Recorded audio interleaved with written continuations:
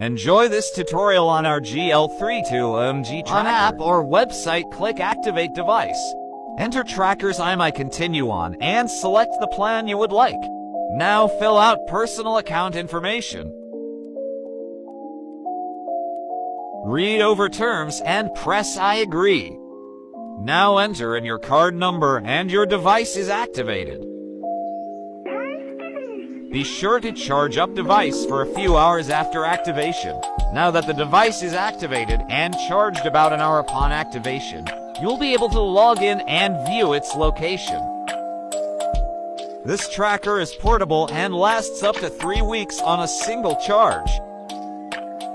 The device is small and can be discreetly placed anywhere.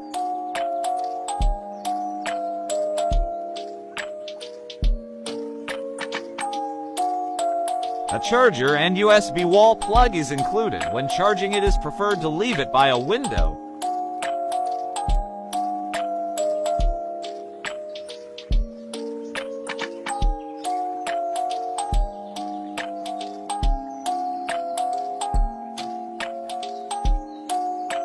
Hope this was helpful. Enjoy tracking.